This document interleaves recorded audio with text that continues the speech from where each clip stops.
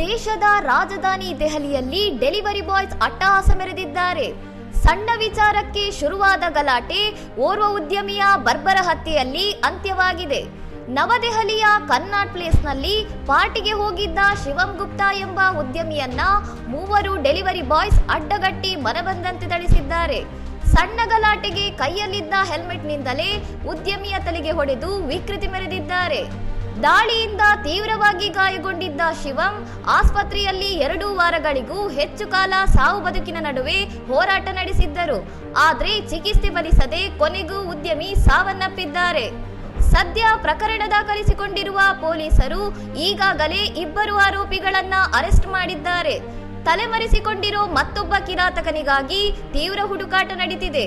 ಇತ್ತ ತನ್ನ ಏಕೈಕ ಮಗನನ್ನ ಕೊಂದವರಿಗೆ ಕಠಿಣ ಶಿಕ್ಷೆಯಾಗಲಿ ಎಂದು ಶಿವಂ ಅವರ ತಂದೆ ಕಣ್ಣೀರಿಡುತ್ತಾ ಆಗ್ರಹಿಸಿದ್ದಾರೆ.